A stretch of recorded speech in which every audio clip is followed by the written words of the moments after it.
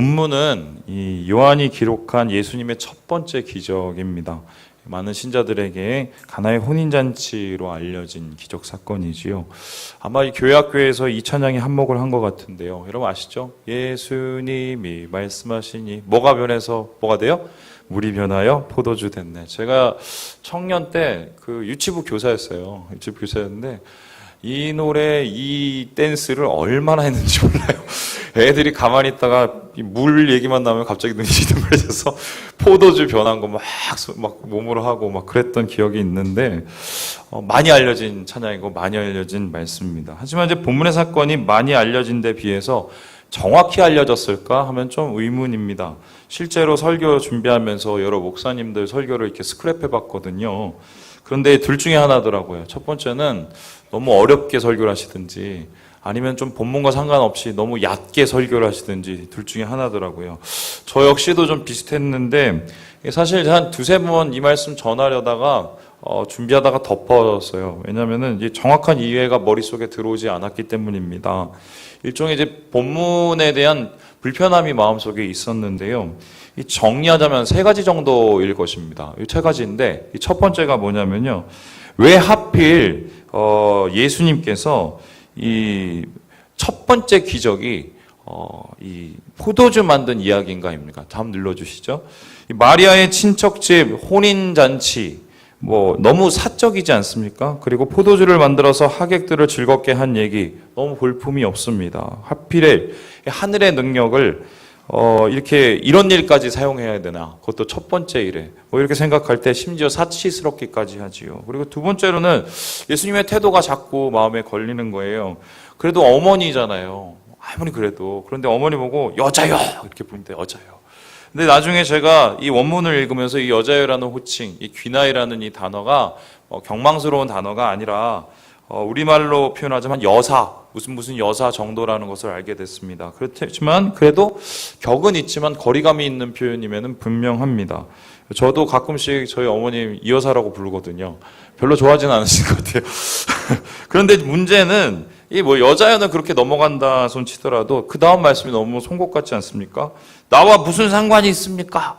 이 말씀을 아무리 좋게 해석하려고 해도 쉽지가 않습니다. 직역한다면 나와 당신 사이에 무엇이 있습니까? 라는 뜻인데 의역은 이거죠. 마리아 여사, 왜 나한테 그런 말씀하세요? 왜 나한테 그런 부탁하세요? 이런 식으로 좀 퉁명스럽습니다. 우리는 예수님에 대해서 알기로 사랑의 주님, 그죠? 긍휼의 주님 알고 있는데 너무 예수님이 마리아에게만큼은 쌀쌀맞게 대한 것이 아닌가. 뒤에 이어서 이제 예수님과 마리아의 모습이 나오는데 예수님을 찾으러 온 또 이 마리아에게 뭐라고 얘기했느냐? 내 가족은, 내 형제는 바로 너희들이 아니라 이 사람들이다. 이렇게 얘기를 했어요. 유독 이 예수님께서 이 마리아에게만큼은 좀 쌀쌀맞다고 할까요? 그런 태도가 있는 거지요. 셋째로 예수님 행동이 이해가 안 돼요. 뭐냐면 마리아의 부탁을 거절한 것인지 수락한 것인지 그러죠?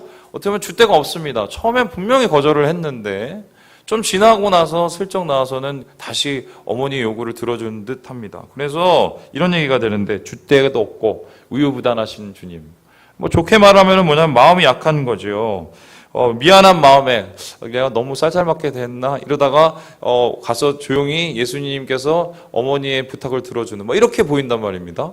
꼭 이 첫 번째 사건을 이런 식으로 해결을 하셔야 됐을까 이렇게 부담이 되는 거예요. 여러분 지난 지방선거 때 서울시장들이 이제 유세를 시작할 때 출정식이라는 것을 했잖아요. 그 출정식을 대부분 어디서 했냐면 사람 많고 의미가 있는 곳에서 했습니다. 어떤 분은 서울역, 어떤 분은 구로, 어떤 분은 송파구에서 했는데 그 이유가 거기에 맞춘 의미를 부여하고 굉장히 잘 준비된 메시지를 전하기 위함인 것이지요. 선거 전략에 의해 잘 기획된 유세였는데요. 어찌 보면 오늘 이 예수님의 가나 사건 역시 선거 유세 처음 시작하는 출정식하고 마찬가지라고 볼 수 있겠습니다. 그런데 이 공생의 출정식에 기껏 결혼식에 그것도 포도주에 짜증 섞인 말에 줏대 없는 행동 이것을 과연 어떤 식으로 이해할지 마음이 불편해지는 겁니다. 그래서 이러한 이 불편함들이 존재하기 때문에 본문을 대해서는 이 둘러싼 여러 가지 오해들이 있어요. 한 세 가지 정도로 보게 되는데요. 이 첫 번째가 뭐냐면요. 이 대표적인 게 이게 사실이 아니라는 소리입니다. 이제 무슨 소리냐. 이건 이제 자유주의 신학자들의 이야기입니다. 이 자유주의 신학자는 뭐냐면 어떻게 물이 변해서 포도주가 되냐. 이게 현실에서 일어날 수 있느냐는 얘기예요. 그래서 두 가지로 이거를 좀 희석시키는데 첫 번째는 뭐냐면 예수님이 사실은 사람들한테 비유로 얘기한 것을 그것을 실제로 일어난 양 꾸며서 변조시켰다는 겁니다. 또 그것도 아니다면은 사실은 물이 포도주로 변한 게 아니라 포도주가 조금 있는 거를 물하고 섞어갖고 사람들한테 내놨다는 거예요. 그래서 이건 실제적으로 일어난 기적 사건이 아니라고, 사실이 아니라고 얘기를 합니다. 현실적이긴 하지만 좀 경망스럽죠. 두 번째 주장이 뭐냐? 이 다른 오해인데요. 일종의 이 사건의 주인공이 예수님이 아니라 마리아라는 거예요. 이 사건에 쓰여진 이유는 마리아 때문에 쓰여졌다는 겁니다. 이게 카톨릭 신학자들의 이야기입니다. 무슨 소리냐? 이렇습니다. 여러분 이제 성당에 가보면은 성당 입구에 예수님 상이 있습니까? 마리아 상이 있습니까? 왜 마리아 상이 있을까요? 이게 바로 이 본문 때문이에요. 이게 무슨 소리냐?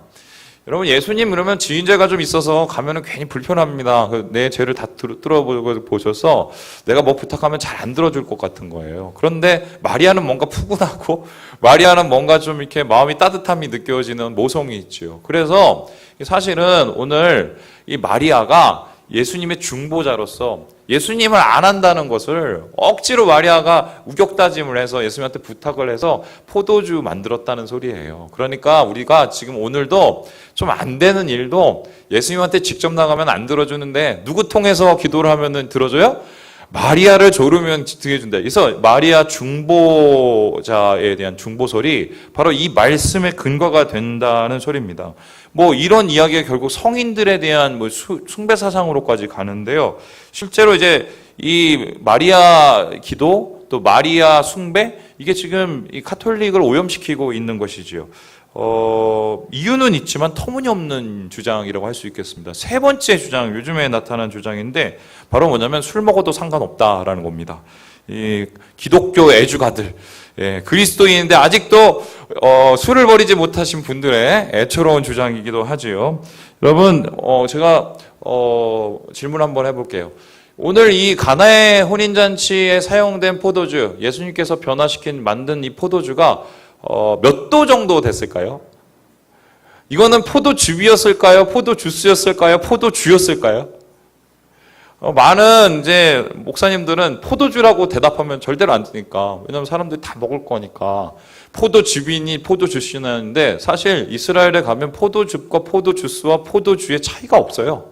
그냥 포도를 으깨서 담아 놓으면, 가죽 부대 받아 놓으면 그게 나중에 일주일 안에 먹으면 주스요. 그게 나중에 삭으면 어떻게 돼요? 주가 돼요. 술이 되는 거예요. 그래 놓으니까 뭐 이 상황 속에서 사람들이 얘기하는 거죠. 아니, 봐라. 예수님도 이렇게 술 좋아했다. 예수님도 첫 사역이 술을 만드는 사역인데 왜 우리를 술을 못 먹게 만드냐는 거예요. 그래서 이분들이 또 얘기하기를 예수님의 별명이 있지 않냐. 바리새인들이 먹기를 탐하는 자, 포도주를 즐기는 사람이라고 했는데 예수님이 사실 애주가였다. 이러면서 소위 말해서 이제 이 술을 먹어도 무방하다고 이 말씀으로 주장을 하지요. 이분들의 주장 꼭 틀린 건 아닙니다. 그러면 술 먹고 담배 핀다고 구원을 받아요? 못 받아요? 상관없어요. 상관없어요. 구원은 술 먹고 안 먹고의 문제를 떠나서 내가 예수 믿냐 안 믿냐의 문제죠. 근데 예수 잘 믿고 은혜 받으면 술을 끊어요 안 끊어요? 끊습니다. 끊어요. 한국 기독교인은 금주 금연이 기본입니다. 100여 년부터 이미 그렇게 했어요. 왜냐하면 개항 초기에 선교사들이 와갖고 한국의 이 음주 문화가 아주 고질적으로 엉망이잖아요. 1차, 2차, 3차, 나중에는 음란으로 가는 음주 문화. 이거 놔두면은 나태해지고 조선 남성들 엉망되겠다고 생각을 해서 금주를 선교 정책으로 삼았고요. 이것이 교회 헌법으로 자리 잡은 것입니다. 그래서 오늘도 한국의 음주 문화는 절대로 간과할 수 없는 수준이고요. 여전히 금주를 원칙으로 하고 있지요. 우리 한국 교회는 술 먹고 개되는 문화, 뭐 안 먹는 게 낫다 이거예요. 뿐만 아니라 예수님 시대에서 이 술은 어느 정도였냐면 포도주를 원액으로 안 먹었습니다. 이 포도주가 좀 심하면은 4배를 1대4 정도 물 4, 포도주 1 정도로 섞어서 희석을 시켜서 아주 연하게 마셨어요. 식사를 돕는 수준이고 한마디로 취하기 위해서 먹는 게 아니었기 때문입니다. 오늘날처럼 날로 먹는 그냥 포도주 100% 먹는 건 지독한 주정뱅이나 이방인들이 하는 짓이라는 기록도 나타나 있습니다. 이 본문을 통해서 금주에서 해방되려는 시도는 여러모로 좀 애처롭고 버거운데요. 노력은 가상하지만 참 안 됐습니다. 얼마나 드시고 싶은 얘기를 할까? 근데 본문은 이런 얘기가 전혀 아니에요. 오해들이라는 거죠. 그래서 이와 같이 본문에 대한 이 오해가 생기는 이유는 바른 이해가 적기 때문인데요. 그렇다면은 어떻게 본문을 이해해야 될까? 이 가나 기적 사건을 우리가 어떻게 그 메시지를 발견해야 되나? 본문에 대한 불편함을 극복할 수 있는 바른 이해는 무엇일까? 이를 해결할 수 있는 열쇠가 본문에 있습니다. 우리 함께 11절의 말씀을 같이 한번 읽어보겠습니다. 시작! 예수께서 이 첫 표적을 갈릴리 가나에서 행하여 여러분 열쇠가 뭘까요? 표적이라는 단어예요. 표적이라는 단어. 여러분 이 사복음서에는 예수님이 행하신 기적이 35가지가 나와요. 근데 이 35가지의 기적을 나타내는 이 표현이 한 3가지 정도가 있습니다. 첫 번째는 뭐냐면 디나미스라는 건데요. 이건 뭐냐면 능력의 기적을 뜻합니다. 야, 주님의 능력이 나타났어. 놀라운 기적. 이럴 때 디나미스라고 그래요. 두 번째 단어가 뭐냐면 타우마인데요. 전혀 예상치 못한 일이 벌어졌을 때. 예를 들어서 뭐예요? 오병이어로 몇천 명을 뭐예요? 장정만 5천 명. 야, 이게 말이 돼? 나 믿을 수 없어. 이럴 때 타우마의 기적이라고 얘기합니다.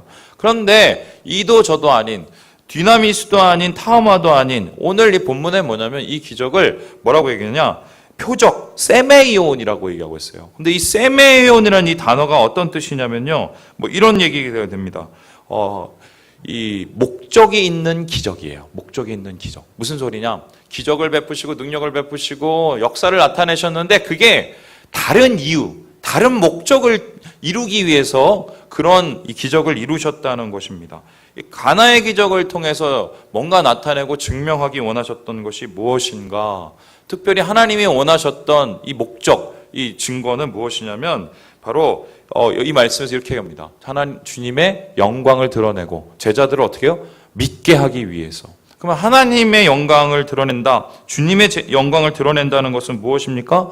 바로 예수님의 정체를 드러내는 거죠. 메시아로 오신 예수님, 그리스도로 오신 예수님, 구세주로 오신 예수님을 드러내기 위해서 이 사건, 이 기적을 일으켰다는 것이고요. 그것을 본 사람들을 통해서 예수님이 그리스도요, 메시아, 구세주라는 것을 믿게 하기 위해서 이 표적을 만들었다는 것입니다. 여러분, 그리스도라는 것은 무엇입니까?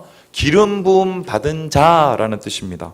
유대에서 기름 부음 받은 자는 3명이에요. 왕, 선지자, 제사장. 그래서 예수님이 이 표적을 통해서 드러내시는 그리스도는 무엇이냐? 이 세상을 다스리는 왕으로 오신 예수님, 또 이 세상 속에서 예배를 여는 대제사장으로 오신 예수님, 하나님의 말씀을 전하기 위해서 오신 이 선지자로서의 예수님을 드러내기 위해서, 그 영광 나타나기 위해서 오늘 물을 포도주로 만드셨다는 것입니다. 그래서 본문에서는 물로 포도주 만들고 노다빈 잔치를 정답으로 만든 그 자체가 중요한 게 아니라 이 포도주로 만든 사건을 통해서 예수님의 그리스도가 어떻게 드러나느냐, 어떠한 상징을 나타내느냐가 중요한 것입니다. 정말 경망스러운 말인지 모르겠지만 이게 일종의 맛배기예요, 맛배기. 예수님이 공생의 사역 시작하면서 나 앞으로 이거 할 거야, 그리스도로서 이 사역 할 거야 이러면서 맛배기로 보여준 기적이 바로 가나 사건의 모습이라는 것입니다. 그래서 이 사건을 이해하기 위해서 예수 그리스도라는 안경을 통해서 본문을 바라봐야 되는데요. 그렇게 바라보게 되면은 메시지를 한 3가지 정도 찾을 수 있겠습니다. 첫 번째 메시지가 무엇이냐? 우리 한번 같이 읽어보죠. 시작. 세상은 포도주 없는 잔치와 같다. 뒤에 포도주밭이 쫙 이렇게 이어지고 있는데 세상은 사실 포도주 없는 잔치와 같다는 메시지인 것입니다. 무슨 소리냐? 우리 함께 3절의 말씀을 같이 한번 읽어봅니다. 시작. 포도주가 떨어진지라 예수의 어머니가 예수에게 이르되 저들에게 포도주가 없다 하니. 여러분, 혼인잔치는 잔치 중의 잔치, 최고의 축하 파티입니다. 그래서 혼인잔치에 포도주가 빠진다는 것은 도저히 말이 안 되는 얘기입니다. 단순히 흥을 돋는 것이 뿐만 아니라 이게 예식과 깊은 관계가 있기 때문이에요. 여러분, 이제 유대인의 결혼식인데요, 오늘날도 이렇게 결혼을 합니다. 이 사방이 뚫려 있는 저 밑에서 하나님의 축복 아래에서 그 축복을 흘려보내라, 이런 의미에서 저 하얀 이 기둥 위에서 식을 거두는데, 여러분, 여기 이 식에 이 포도주와 관련된 예식이 있습니다. 두 가지인데요, 바로 키두신이라는 거하고 잔깨기 예식이 있어요. 무슨 소리냐? 키두신이라는 것은 이 신랑이 이 포도주를, 이건 포도주 아니에요, 포도주를 신부에게 건넵니다. 근데 이때 이 신부가 포도주를 받아서 이렇게 마시잖아요. 그러면 이게 어떤 뜻이냐면, 내가 이 남자를 평생 남편으로 섬기겠다는 의미예요. 안 마시면 어떻게 돼요? 쫑이에요. 내가 마시지 말걸. 이렇게 생각하시는 분도 있겠죠. 그래서 그렇게 포도주를 마시는 이 키두신 예식이 끝나고 나면 신랑은 어떻게 하느냐? 신부의 잔을 받아서 함께 마셔요. 그리고 나서 뭐냐? 그 잔을 내팽개칩니다. 그리고 발로 밟아서 깨트려요. 그 이유가 뭐냐? 이게 잔깨기식인데요. 이 서약, 신부가 한 이 말은 이제는 변할 수 없는, 이제 완전히 끝장난 것이다, 한마디로 결단이다, 이러고 선포를 하는 것입니다. 그래서 이 유대 풍습에서 이 포도주, 결혼식의 포도주는 거의 결혼 증명서와 동일하다고 하겠습니다. 또한 이 포도주는 유대 전통에서 기쁨을 상징하는데요, 이 최고의 잔치에 이 포도주의 질은 곧 잔치의 질을 뜻하는 것이었습니다. 그래서 혼인잔치에서 포도주 떨어졌다는 것, 이건 하객에 대한 결례고요, 신부 측에 대한 한마디로 엄청난 신뢰인 것입니다. 기록에 따르면 이 포도주 떨어졌다는 이유로 신부가 결혼식 취소하고 이 잔치의 대상인 주체를 소송했다는 이야기까지 나올 정도예요. 그래서 이 포도주 없는 이 결혼식, 이건 상상할 수가 없는 것이지요. 포도주 없는 혼인잔치가 말이 안 되듯이 예수님이 사역하실 그 세상은 어떤 세상이었냐? 마치 말도 안 되는 일이 일어나고 있는 세상이었다는 것입니다. 기쁨도 없고 삶의 의미도 없는 세상, 불의와 불법이 판치는 세상, 이게 예수님 살고 있는 세상, 포도주 없는 잔치 같은 세상이었다는 거예요. 제가 얼마 전에 이제 예능 프로그램 하나 보는데 한 이탈리안이 나타난 거예요. 그래서 이거 이탈리안 사람이 한국 사람 어떠세요? 어떻게 생각하세요? 그래서 막 인터뷰를 했는데 이렇게 얘기를 하더라고요. 어떻게 하면 한국 사람들은 살기 위해서 일을 하는 게 아니라 일하기 위해서 사는 것 같아요. 이렇게 얘기하더라고요. 맞아요? 네, 맞아요. 좀 되게 뜨끔했어요. 이 목적과 수단이 바뀌어버린 것이죠. 여러분, 우리가 정말 열심히 일해갖고 돈 벌어서 경제 성장하고 뭐 산만불 바라보는 시대에 있지만 행복하세요? 행복하세요? 우리의 마음속에 이 삶의 목적과 수단이 발전하면서 우리는 뭐 영혼이 비어있는 삶, 그렇죠? 그리고 마음 둘 곳이 없는 세상을 지금 경험하고 있는 것 아닙니까? 그래서 삶의 행복은 물질이 아니라 이 마음이라는 것을, 영혼이라는 것을 절감하고 있는 게 오늘의 현실이라고 하겠습니다. 포도주 없는 잔치에 고통하고 있는 것이지요. 이를 반영이라도 하듯이 이 최근에 청년들, 취업준비생들 사이에 유행하는 단어가 하나 있는데요. 여러분, 이제 뭐가 있냐면 워라벨이라는 단어 혹시 들어보셨어요? 이게 이제 일종의 콩글리시인데 워크 앤 라이프 밸런스라는 뜻이에요. 뭐냐면 일과 또한 이 삶이 균형이 맞아야 된다. 일만 하는 삶은 안 되고 또한 일에 빠진 삶은 의미가 없다라는 것입니다. 그래서 취준생들의 직업 선택 기준이 바뀌어서 이제는 연봉이 아니라 행복을 택하려고 한다고 합니다. 최소한 돈 벌다 죽는 그런 이 벌레 같은 인생 살기 싫다는 뜻이지요. 근데 이러한 많은 변화들과 이 행복에 대한 많은 갈망에도 불구하고요, 여러분, 인류 역사상 이 영혼의 결핍이 해결된 적은 한 번도 없었어요. 한 번도 없었어요. 예수님 시대 때는 더욱 그랬습니다. 주님께서 가나의 혼인잔치를 사역주일처 형식의 자리로 만든 이유도 다 바로 이것인데요. 포도주 없는 세상, 포도주 없는 잔치 같은 세상을 나는 구원하기 위해서 왔다. 물을 포도주로 변화시키듯이 이 세상 가운데 의미와 행복과 삶과 생명을 주기 위해서 내가 왔다. 이것을 증명하기 위해서 이 가나의 기적을 택했다는 것입니다. 두 번째로 가나의 기적에 대한 바른 이해는 무엇인가? 우리 같이 한번 읽어보죠. 시작. 전통은 결핍을 채울 수 없다는 것이에요. 우리 6절의 말씀을 읽어봅니다. 시작. 거기에 유대인의 정결 예식을 따라 두세 통 드는 돌 항아리 6이 놓였는지라. 여러분, 예수님이 포도주를 만드는 방법은 여러 가지가 있었습니다. 하지만 예수님이 무엇을 택했냐? 돌 항아리, 정결 예식에 쓰는 돌 항아리를 택해서 이 포도주를 만드셨습니다. 바로 이 항아리인데요. 많이 채우면 한 100리터 정도 들어간다고 합니다. 6개니까 거의 한 600리터의 포도주가 나온 셈이죠. 근데 왜 하필이면은 이렇게 이쁜 막 이렇게 잔이나 토기로 만들 것이지 이렇게 돌로 만들었느냐? 유대인 생각에 토기로 만든 거는 부정해질 수 있고 돌로 만든 건 정결해질 수 있다고 생각하는 이 좀 이렇게 전통이 있었어요. 그래서 이 사람들은 의식법에 따라서 일상생활 하다가 뭐 이런저런 물건 만지잖아요. 그러면 자기가 종교적으로 율법적으로 더러워질 수 있거든요. 그렇기 때문에 밥 먹을 때는 무조건 손을 물로 씻어서 저 돌 항아리에 있는 저 물로 씻어서 정결케 돼야 그래야 밥 먹는 게 주님 안에서 은혜라고 생각을 했어요. 부정한 물건으로부터 오는 나쁜 영향들 차단하기 위함입니다. 그래서 이 동물 항아리에 있는 물로 손발과 식기를 닦음으로써 마음이 깨끗해진다고 믿는 게 유대의 율법주의적 전통이었습니다. 근데 이 같은 전통은 하나님의 의도를 전혀 잘못 파악한 것이죠. 주님이 원하시는 건 손발 씻고 식기 씻는 것이 아니라 뭐를 씻기 원하세요? 마음을 씻기를 원해요. 여러분, 손발만 씻고 식기 씻으면 뭐예요? 입으로는 더러운 얘기 다 하고 남 뒷담화 다 하고 남 흉 다 보고 그러면 이게 더러운 거예요? 정결한 거예요? 더러운 것이죠. 그래서 하나님께서 원하셨던 건 뭐냐면 이러한 이 껍데기 의식, 한마디로 그냥 내용은 없고 그냥 껍데기만 남은 형식만 하는 껍데기 전통이 아니라 내용이 있는 삶, 내용이 있는 신앙을 원하셨던 것이죠.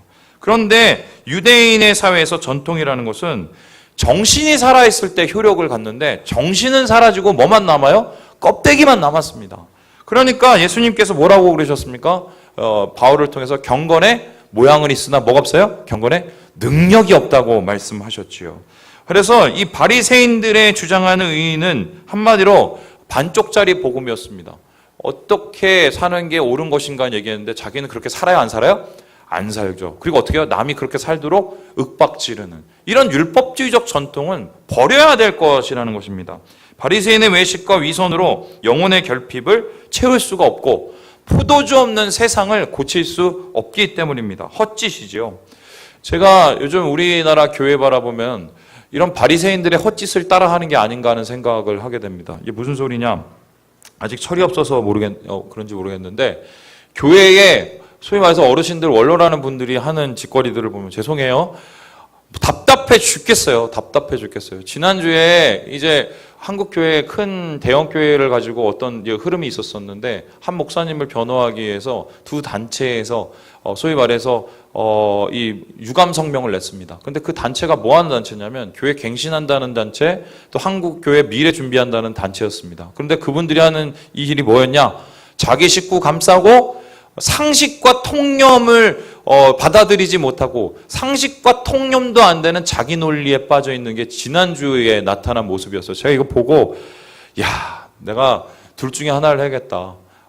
빨리 목회자로 나중에 나이 정말 많이 들기 전에 은퇴를 하든지 빨리 죽든지 이렇게 안 좋은 모습을 내가 보이느니 이런 지각 없는 행동을 하느니 후배들이 이렇게 되면 어떻게 사역을 하라는 소리예요. 죄송해요. 본인들은 잘 됐으니까 뭐 어떻게 상관없는데 우리는 후배들은 이런 상황에서 어떻게 사역을 하라는 소리예요. 어떻게 보면은 한마디로 자기 있게와 자기 생각에 빠진 거죠. 자기 논리에 빠진 거죠. 그래서 모양은 되게 경건해 보여요. 하지만 중심에 뭐가 없어요? 내용도 없고 경건이 없습니다. 이것이 지금 오늘날 우리 한국교회 현실이라고 저는 생각했는데요. 우리 교회도 역시 예외는 아니라고 생각합니다. 과거에 얽매이는 이 생각들, 새로운 일들은 일어나지 않게 되는 것이죠. 예전에 한 교우가 저를 찾아오셨어요. 목사님, 교회가 성도들이 늘어나는 게 그렇게 반갑지가 않네요. 이러더라고요. 왜냐면은 이제 이해돼요. 왜냐면 이제 뭐 그 변화가 쉽겠어요. 새 가족들이 오면서 또 생겨나는 또 여러 가지의 갈등과 내면적인 고통이 있죠. 그러니까 이게 고통스럽다는 겁니다. 그래서 제가 조용히 불러서 정중하게 혼냈습니다. 이유가 무엇입니까?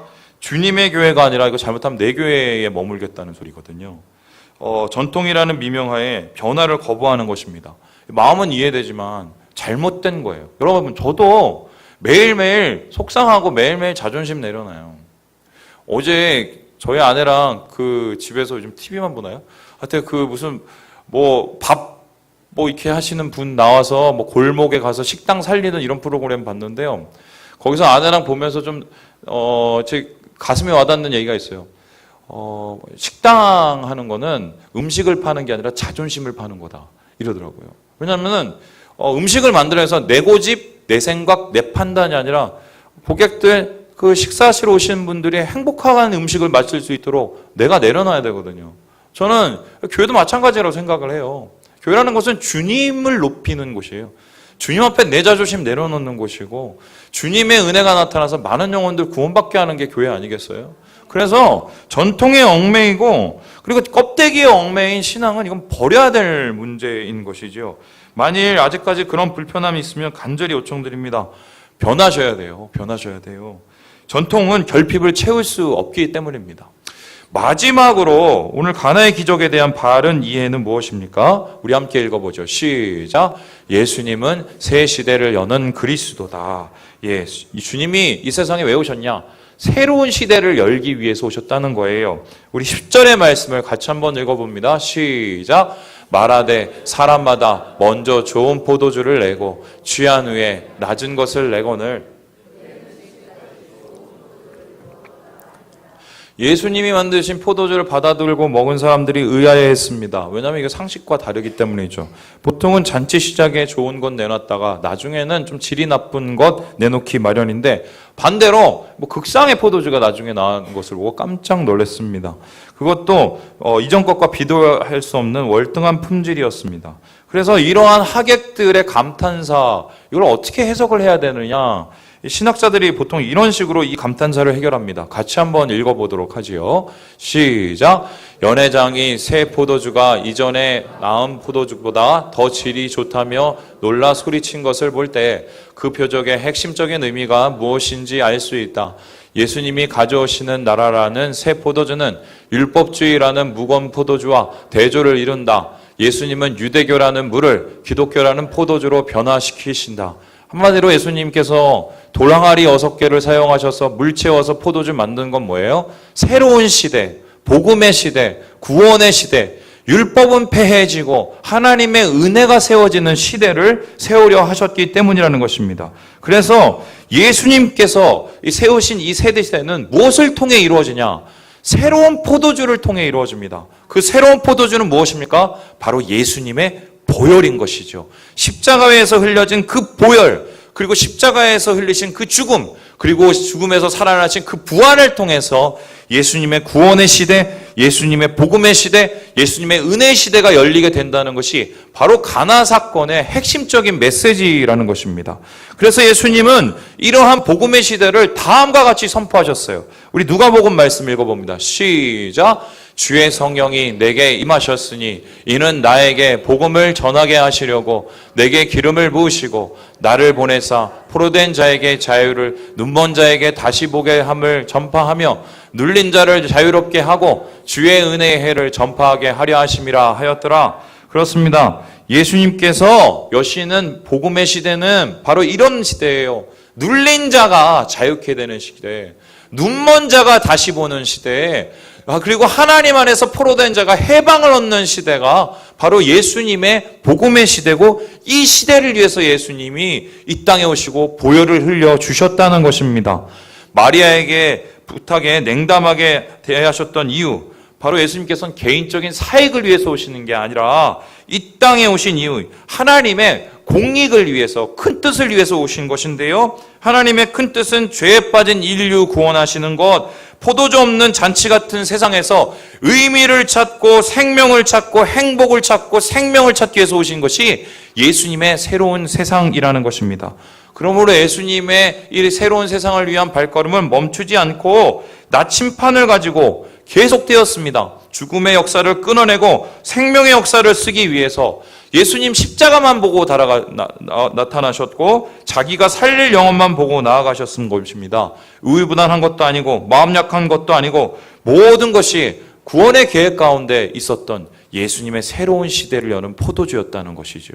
이것이 이제 오늘 말씀의 최종적인 결론입니다. 아마 이 말씀을 여기저기서 물으면 제가 오늘 말한 이 얘기를 하면 이만한 정답은 아마 저는 없을 거라고 저는 생각을 해요. 한 2주를 준비했어요, 이 설교를 제가. 근데 제가 이 설교를 이렇게 마치면서 뭔가 마음에 석연치 않은 이 불편함들이 있었어요. 이게 무슨 소리냐? 그래, 예수님 새 시대를 열고 포도주 없는 잔치에 포도주를 주시고 죽음의 세상에서 생명을 주시고 다 좋은데 왜 우리의 삶은 이 모양 이 꼴이냐? 이런 질문이 생겼어요. 복음으로 인해서 가난한 자에게 복음 전해지고 포로된 자에게 자유 얻어지고 눈먼 자에게 다시 보게 되는 이 복음의 역사를 분명히 우리에게 주셨다고 약속하시고 포도주를 만드셨는데 왜 우리의 삶 속에서는 이런 모습이 이렇게 자꾸 나타나지 않지? 이런 고민을 가지게 되었습니다. 그런데 이런 고민 끝에 제가 말씀 묵상하다가 문득 눈에 들어오는 장면 하나가 있었어요. 우리 함께 5절의 말씀을 같이 한번 읽어볼까요? 시작! 그의 어머니가 하인들에게 이르되 너희에게 무슨 말씀을 하시든지 그대로 하라 하니라. 누구의 모습이냐면요, 바로 하인들의 모습이에요. 여러분, 오늘 예수님께서 포도주로 변해라 하면서 나눠 이렇게 안 했어요. 여러분, 아무런 주문도 안 하고 아무런 저것도 안 했어요. 그럼 뭐 했냐? 그냥 물 채워, 그리고 나눠, 그리고 어떻게 해요? 포도주가 됐어요. 그러면 이 기적의 사건은 누가 함께 동참한 거예요? 하인들이. 그러면 하인들은 뭐예요? 이 기적의 사건, 이 복음의 시대를 여는 통로가 된 거죠. 근데 복음의 시대를 통로를 내는 게 어떤 일을 통해서였냐? 굉장히 하찮은 일들이에요. 뭐요? 물 채워. 평소에 얼마나 많이 물을 채웠겠어요? 또 뿐만 아니라 나눠줘. 얼마나 많은 사람들에게 하객에게 그걸 나눴겠습니까? 평소에 하던 행동들이에요. 소소한 일상이고 어제와 똑같은 오늘이거든요. 그런데 이것을 단지 예수님의 말씀을 듣고 순종해서 이 행동을 했더니 어떤 일이 일어났어요? 새로운 역사가 나타났단 말이에요. 그러면 이것을 우리의 마음속에 받아들이면 뭐가 됩니까? 내 마음속에서 주의 복음의 시대는 어떻게 열리나? 나의 마음속에서 새 역사의 시대는 어떻게 열리나? 나는 어떻게 새로워질 수 있을까? 나는 어떻게 하나님의 구원의 복음을 누리는 새 사람이 될 수 있을까? 예수님이 오늘 얘기를 해요. 일상이 세상인 거예요. 일상을 통해서, 소소한 일상을 통해서 하나님 앞에 드려지는 나의 작은 충성을 통해서 새로운 세상이 열리는 거예요. 오늘이 바로 오늘 내가 드려지는 때로는 의미 없어 보이는 이 행동일지라도 주의 말씀에 의지해서 살아가며 순종하려는 그 작은 몸부림 하나들이 결론적으로 하나님의 새 역사를 이루는 통로가 되고 새 역사의 주인공을 참여하는 동참의 근원이 된다는 것입니다. 여러분, 그래서 오늘 이런 얘기 드리고 싶어요. 큰 거에 도전하지 마시고 작은 거에 충성하세요. 작은 것에 충성 못하면 큰 것을 이룰 수 있어요, 없어요? 이룰 수 없어요. 목사님, 왜 저의 마음은 뜨겁지 않습니까? 저의 마음속에 옛날같이 막 불같은 감동이 왜 일어나지 않습니까? 여러분, 제가 까놓고 얘기를 할게요. 여러분의 그 일상을 한번 돌아보세요. 그 일상 속에 주님의 말씀이 있습니까? 그 일상 속에서 믿음으로 드리는 순종의 예배가 있습니까? 아니면 너무나도 쉽게 내 일상을 낭비하고 내 일상을 그냥 버리고 그냥 하나님의 큰 것만 바라보는 것은 아닌지. 여러분, 주님께서 원하시는 것은 이 작은 일, 물 뜨고 나누고, 이게 바로 기적의 시작이요, 또한 하나님의 나타나는 새 역사의 시작인 거예요. 주님 안에서 이 은혜와 이 세상에 동참하는 우리 모든 삼위일교회 가족 되시길 주님의 이름으로 축원합니다. 기도하겠습니다.